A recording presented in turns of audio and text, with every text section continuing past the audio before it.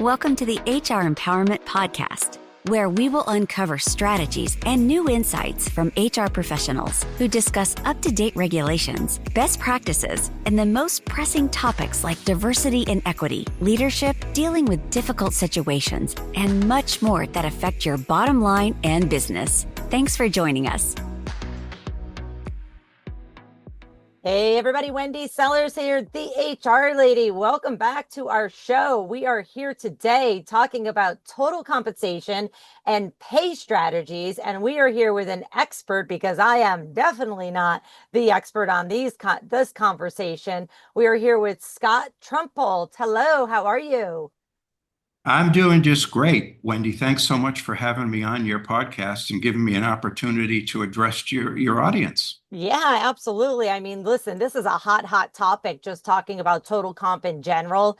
Every time you think like, oh, we're through a pandemic or this happened or that happened, and now 2025 is here, and there's jobs up and down, people losing jobs, people looking for jobs, and then the competition is just fierce out there, no matter what the market is with money. And so I know enough to do my salary research and tell my executives, okay, you're not paying enough, we need to pay more. But it's more than just pay, right? It's about total rewards and total compensation. So before we get in there, tell our listeners a little bit about you. I know you're a compensation consultant and a total reward strategy consultant. How did you get to where you are today? You've been in the compensation game for what, like 30 years?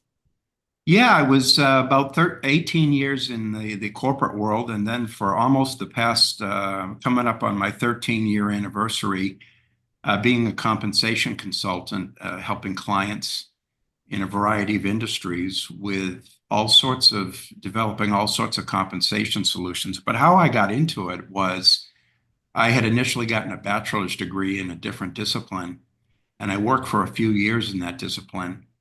And even though some would say, give it some more time, I really started to think more about what I wanted to do long term. And I went and got my master's degree in human resources management. And I had an absolutely wonderful opportunity because the company I was working for at the time, I was in a different department, but once I got my master's in HR, they moved me over to the human resources department.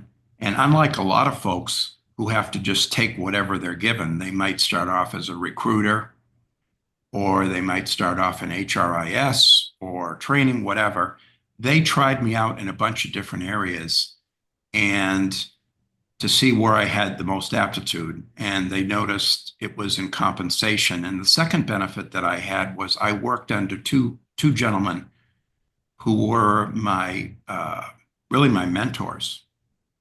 Okay. And they accelerated my learning about compensation, that compensation is not just numbers. This is not accounting. Right. We are delving into people's livelihoods, and we really need to tell stories from the data. What is the data showing us? And so that really opened up all the kind of opportunities that I've had since then, because I had that grounding for 3.5, 4 years with these gentlemen exposing me to most aspects of compensation at a fairly low level initially. But as we all do, we grow, we take additional jobs, we learn new things and improve in time. And that led me through my corporate career. I even worked over in Germany for a time. Again, always in compensation. I did do a stint for about 3 years at a startup doing all of human resources, because those same early peers told me that I should somewhere along the line take a generalist role just to flesh out my overall background. And I'm glad I did that. But other than that, it's been pretty much compensation for me since then. I love it. Let's just ask ourselves right now. I'm going to ask you, why should every HR leader, and by HR leader for the small businesses, it might be the CEO, the COO, CFO, or managers wearing 1,700 hats, including HR, but why should they obsess over their pay strategy?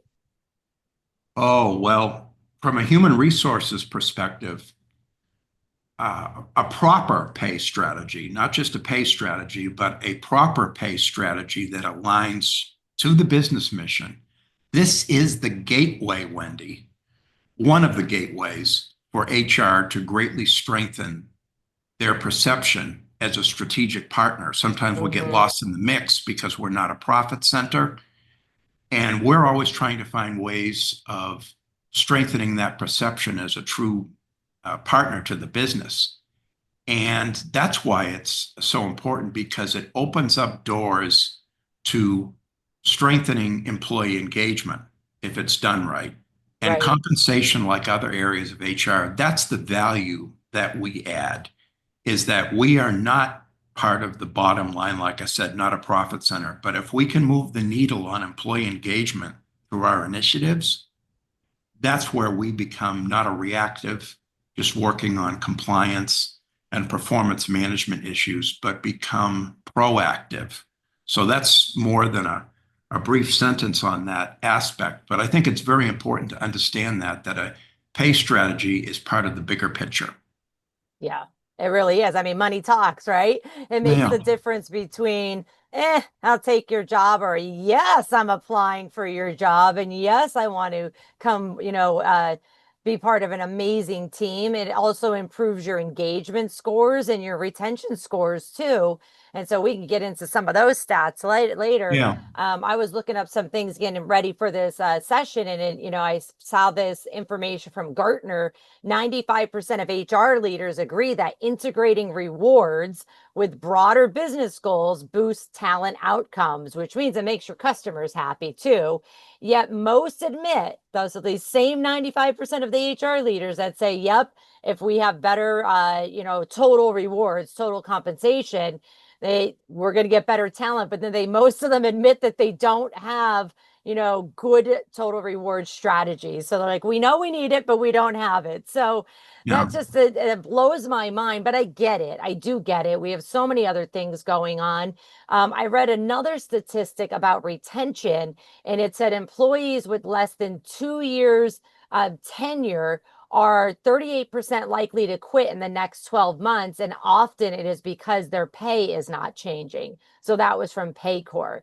And then one more thing I want to say also I got from Paycor is that when job hunting, which a lot of people are right now, 23% of the job hunters, the candidates, say their top priority is, better pay or benefits. And so, And I mean, the bottom line is if your pay strategy isn't rock solid and competitive, you're literally losing money because you're losing people, and then you're going to lose customers. So, you know, well, do you have any kind of elevator pitch that you would give to somebody if you got in an elevator with an HR leader that said, this is why uh, you should care about your pay strategy?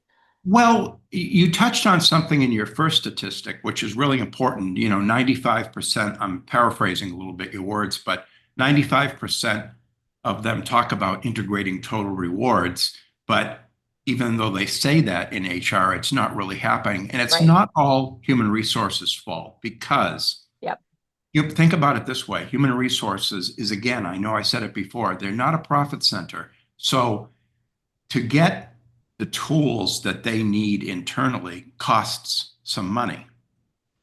And human resources is often at the bottom of the pile because groups like sales and operations, they pretty much get what they want in terms of budgets. But there does need to be a realization on behalf of top management that there are some tools, great tools out there, but they've also got to understand that they need to make an investment in human resources too. I'm not putting it all on the business, Yep. but the reason the reason why I'm able to have my own little business and succeed is because I help those kind of companies that don't have these huge budgets. I have very low overhead. So I can help plot a course forward where they can get some funding to do the kind of things that they need to do, but at a lower cost. So I just wanted to point out that again, the 95%, they understand what they need to do. Sometimes they don't have the resources within human resources. And so that can be a real stumbling block. But are ways around that.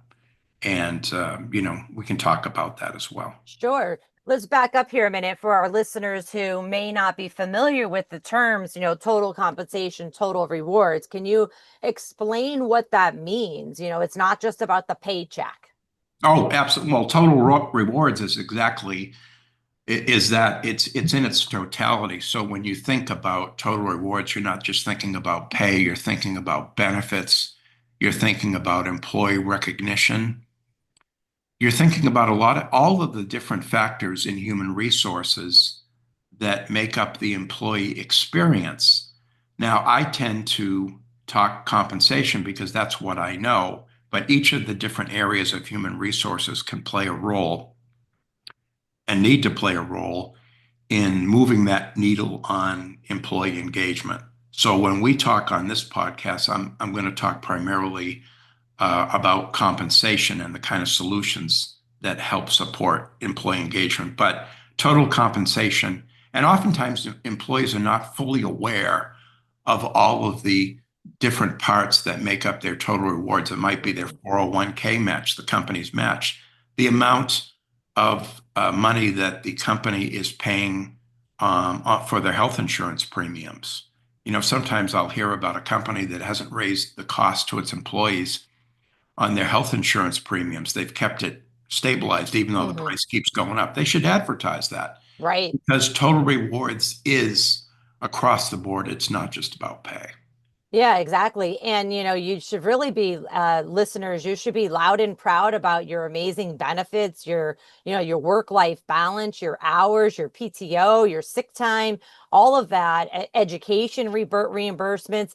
I would say, I would encourage you to put everything on your careers page, and that means you need to get a careers page on your website because some candidates will be looking for XYZ benefit.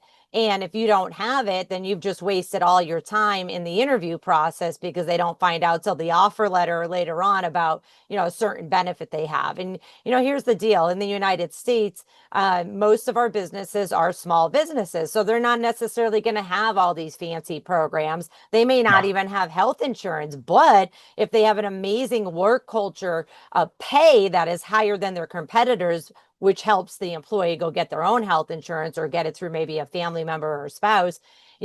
It doesn't have to be copy paste, copy paste. You can get creative with bragging about your amazing culture and benefits, even though you're lacking one or two things that your direct competitor might. So, there is a time to brag about stuff, and during the hiring process is definitely the time. So I would encourage everyone to take some time out and make sure that your careers page, your LinkedIn profile, things like that are bragging about the amazing culture and benefits that you have. I want to switch gears here a little bit and talk about like career ladders and pay for performance. We hear the term pay for performance, but how do you actually build that into, a career path and a career ladder where people can see that there's going to be progress? And if I can just hang in there a little bit, I'll get to the next level and I will get additional pay for performance. And what does that mean, Scott? Well, the pay for performance is really about your existing job. We should make a distinction. How are you doing in your existing job? But performance in your existing job, as you're pointing out, should lead to something further down the road. So what often is put in place to companies, for example, these companies you hear about, 100 top companies to work for, they get various awards. What it really boils down to is employee engagement, those employee engagement levels. That's a big metric for those types of honors and awards. So visually, what we're talking about is what I call, or what we call, is a career architecture. And it's linked to the market so that it can be as objective as possible. So for example, if you're a cost accountant at a company, there is no such thing as just a cost accountant.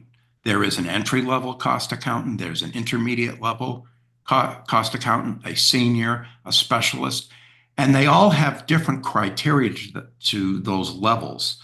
And so what we often do is say, here's the pathway. If you want to stay as an individual contributor, here are the career levels. Here are also the career levels if you wanted to move into people leadership. And so there are different dimensions, but we can lay that out to show a visual to employees that this is a market-based. It's not about how long you've been with the company. It's about acquiring different skills and understanding and having transparency, which transparency, whether it's pay transparency or transparency to career development, is crucial to this employee engagement process.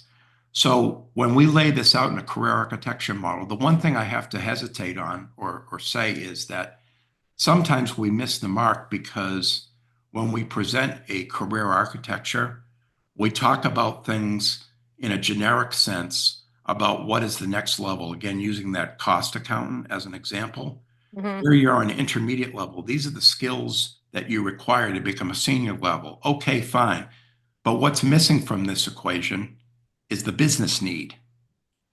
Right. So the employee who wants to take responsibility for growing their career needs to understand in talking to their manager, what are going to be the future business needs in this department? Understand what those are.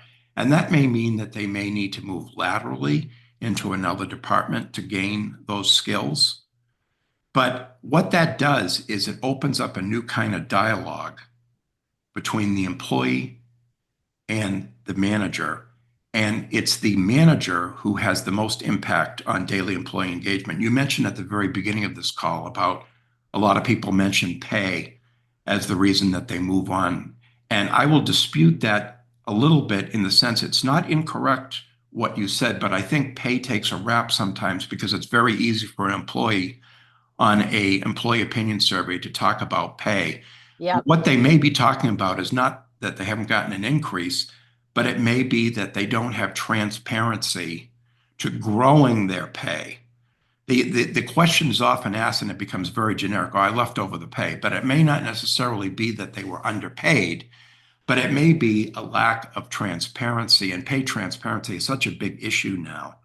A lot of states are adopting laws regarding pay transparency. So I think what some employers are talking about in those surveys is they want to have a better understanding of how they get more pay, and how they get more pay is to grow their career, and how they're going to grow their career is to have greater transparency and understand that what is the business need, which they're going to get directly from their manager, so I can grow with this company. It's not just about what I want to do and how I want to grow. It's what will benefit the company, because when you do that, then your pay will automatically grow. I mean, my career, and so many people's career, I didn't really think in terms of those terms. I just said, okay, this is the next step up, and I'm going to have more responsibility, and I'm going to be utilizing new skills that I've earned.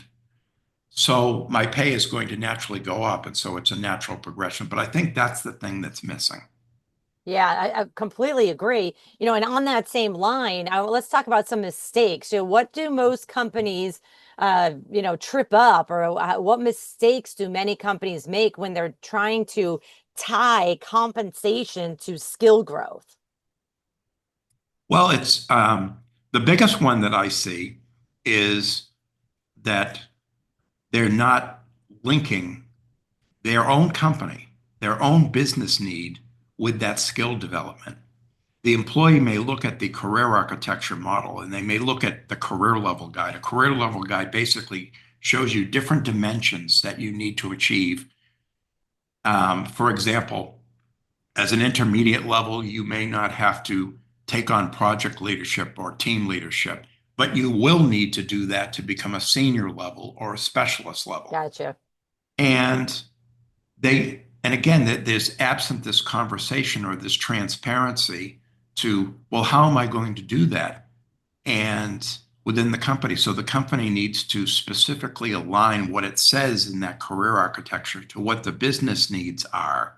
And the manager is not going to know 10 years from now what's going to be needed, but they should have an idea of within the next year or two, what kind of skill sets are going to be needed, what kind of openings. Maybe the company is going to shrink in size, and they're only going to keep people that have a stronger uh, affinity, a stronger talent in certain areas of what that job entails.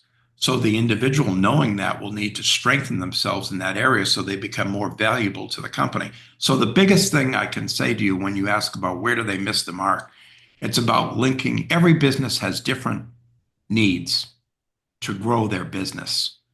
And I think it's not linking that generic career level, looking at it and the employee will say, okay, I understand I need to have this skill set, but how does that relate to the business need? Why is that valuable? Some skills in the career level guy are not valuable to that business. And employees need to know the difference. And how are they going to learn about that? By talking to their manager. When they talk to their manager, employee engagement gets strengthened. Yeah. That's the connection. Absolutely. And, speaking of talking to your manager, this means also that the managers need to be in the loop with leadership on what is going on, where where's the company going in, 2, 3, 5 years. And the thing that drives me crazy and that I actually do a lot of training on is we need to teach our managers how to give feedback as well. So we Yes. need to make sure all of this ties together. If we want, or if we're going to be paying, skill-based pay, which is, what we typically do is say, here, the more skills you have, the more knowledge, skills, and abilities you have, that's going to help us, the company, meet our goals and meet our revenue goals. Then and only then we'll be able to give you, in this case, more money, bonuses, whatever it might be. But these regular assessments, these feedback sessions, and manager training is so, so important. And I often see it. Not even, I don't want to blame the managers because it's not their fault. We put them in Right. that role and then we don't give them information to say, well, you just told all these employees over here, here's their career path. And it turns out, whoops, nope, we're changing the company in 6 months and we forgot to tell you that. Well, guess what, Wendy? One thing you said in there is so important, and it's got to come through in this podcast for both of us. And that is, you said it all ties together. And you talk about the lack of information to the managers and that it's not their fault. And I absolutely agree. But guess what? At the very beginning of this call, we talked about the pay strategy and strengthening the perception of HR as a strategic partner. Managers are used to human resources coming around a couple of times a year and say, you've got to do your performance management. You've got to, if there's an issue with an employee, here's the compliance. That's what they're hearing from human resources, which is tactical and it's reactive. But career architecture, career development, having human resources interacting with the business on a proactive level, that's what's going to strengthen the partnership. So if human resources starts to, instead of the manager saying, oh, I lost another employee because we're not paying competitively, what if human resources, specifically compensation in that department, because I did this for years, does an analysis on their own and say, you've got this individual within your organization and they're getting paid less than these other two, even though they have the same amount of experience and their performance is higher. Now, you have to take proactive steps. And when you do that and you retain that employee, that adds value to the business, it adds value to the manager, and by consequence, the perception of HR gets strengthened as a partner in employee engagement. So when you say it all ties together, you had mentioned the manager and the employees, and you had managed the top executives. And I will just add in the fourth piece, which is how human resources can penetrate those three, as we just talked about. Right. Absolutely. And I think a lot of it comes down to the couple words we've already used, transparency, but then trust as well. The longer that we are, if our employees are in it for the long haul and hopefully they're getting good feedback and they're good employees and we're not just keeping bad apples, we tend to trust people that we're working with. We become friends with them and we want to help our friends, AKA our coworkers. And if we're helping our coworkers achieve their goals, they're going to help us achieve ours. And it's going to be a win-win altogether. Hopefully everybody's, somewhat satisfied with not just the culture, but also the total rewards and the total compensation as a whole. And I do feel that this does come all the way back to the career paths and the skill growth.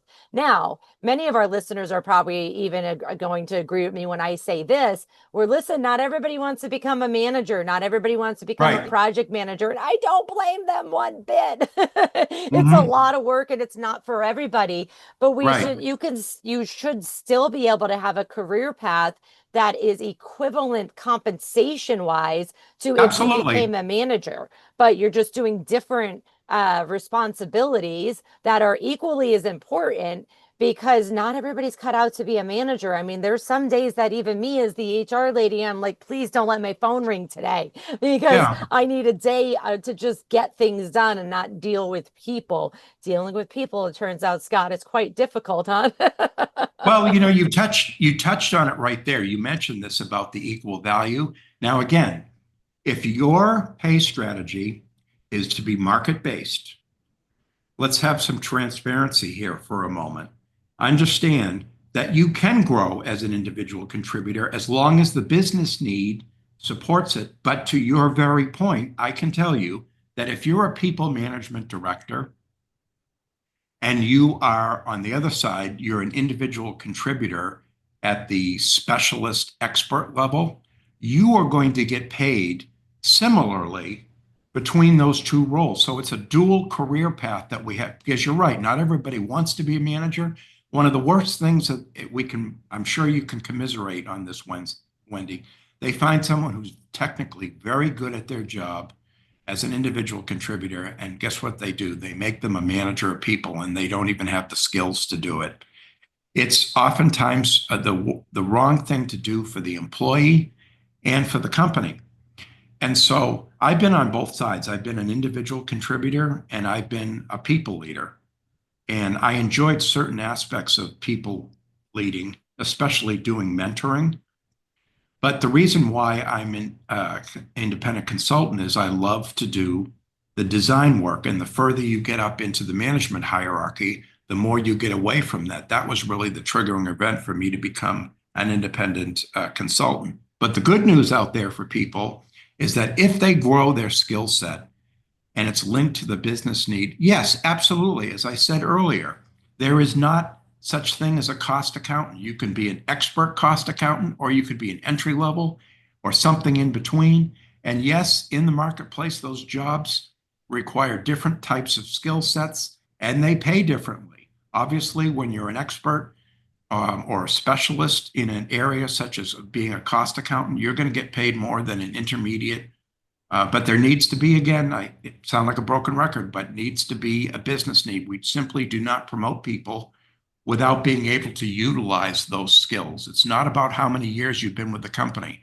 We all know people that have been with the company 20 years, but they're still only comfortable operating as if they had just 3 years. And then we know people that only have a few years of experience who have learned so much and they're operating as someone that has 10 years of experience. Yeah, 100%. Now, before I get to the last and final question that I have for you, I just wanted to let our listeners know that even though this is titled HR Empowerment Podcast, we do have many other trainings with Aurora Training Advantage that you can check out. That is exactly what Scott and I are talking about today, such as, I don't know, building strong teams, how to build in-person teams or remote teams, because the stronger the team we have, the more retention we have, the more trust we have if we're doing the feedback correctly. And then it's going to make it a little bit easier to develop total compensation plans if your employees actually like what they're doing and they're going to give you feedback on things are going well or not. We also have accrual accounting type training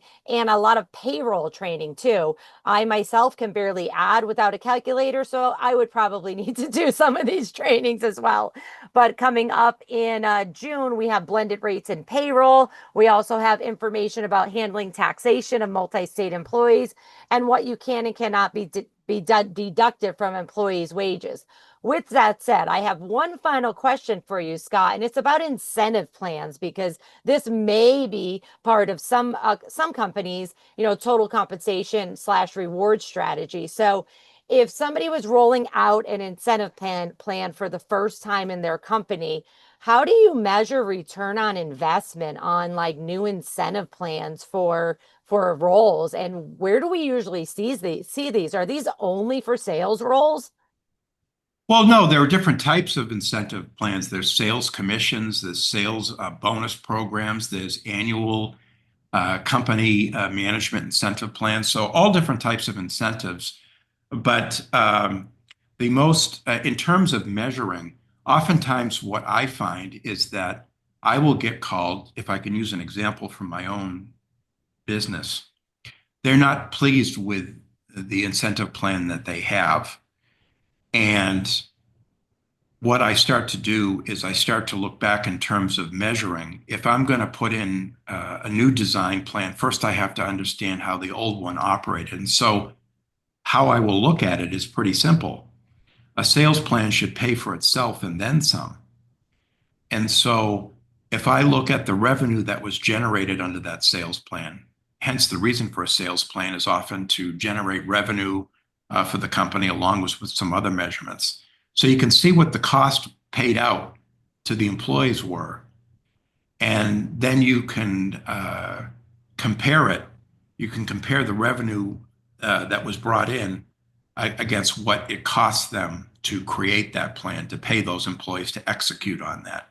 So when I design a new sales incentive plan and we put it in, say it's a quarterly incentive plan, we can look at how much we paid out and how much revenue was brought in on a quarterly basis. And I think the most important thing is where some sales incentives truly miss the mark is that you got to keep it simple and you got to step back for a moment and you've got to really look, what role does this job pay in the influencing and the acquisition of revenue? And what I find is from these companies that don't like their sales incentive plans, they're often paying the people leader of the sales department just like the person who is selling the product. And they're two different things. Their job as the manager is to motivate their workforce, but they're paying them like they're out there thinking it's fair to give them commissions on the work. And what I'm saying is that there needs to be, you need to look at each role in the sales plan, what their influence is over selling that product, and then design the plan appropriately and use the market, different percentiles of the market, to not overpay or underpay for that incentive plan. So for example, if the company says to me, I will ask them and I'll say, what would be great performance level for a sales individual? And they would say, well, if they hit 120% of their target, that would be really good. Well, guess what? I'm going to create an incentive where they're not going to get the market competitive 50th percentile of variable pay for their role. If they hit 120%, they're going to be paid at the 80th percentile. So very high. So what you do is, what the other thing that companies miss, besides the first thing, which is really what is the influence of each role and separating them out and paying them appropriately. The other thing is to really use the marketplace specifically to both reward and penalize, if I can use that word. And oftentimes there are other issues. They might not have the mix of base pay to variable pay appropriately. So again, the more you can directly influence revenue generation, probably the less you're going to get in base pay. And the more you have to take a longer term perspective to generate revenue, the base pay is going to be higher. So there's all these different factors, but that's the wonderful thing, just to end on this, about compensation, is you're guided by market, but you throw all these different, it's like a soup, and you're throwing all these different things into the soup and mixing it up to get the right taste. And incentive plans are very much like that. There's so many different factors to explore, but the biggest thing, as I said, is getting the level of influence and using the market appropriately. I think that's where some incentive plans slip up. Excellent. No, that totally makes sense. Thank you so much with that. And since that went over most people's head, including mine, I'm Well, kidding. that's not good. No, That's not good. I'm kidding. I'm kidding. I'm not a numbers person. So, you're the type of person that I would call to put in touch with a client that says, I need to get all this information. And so, with that said, how can our listeners connect with you, Scott? Well, I'm very prevalent on LinkedIn. I have a profile page out there. And recently, I've had my entire website redesigned to make it more streamlined and more efficient. And I've got a lot of my podcast media out there on my website so people can hear me talk on a variety of compensation subjects, get some free training. But All right, awesome. I that's will make sure that that's your LinkedIn profile and your website are in the podcast notes, but your website is hrcompensationconsulting.com. that's correct. Excellent. Well, thank you so much for being here today. Just a reminder, everyone, that if you are listening to this on the radio, if you go back to your office, please don't do this while you're driving, and go to the auroratrainingadvantage.com website. And if you listen to the podcast through the website, you will get Sherman HRCI credits for each 30-minute episode. So thank you so much, Scott Trumpolt, for being here today. We appreciate it. Thanks, everybody. Stay safe and take care.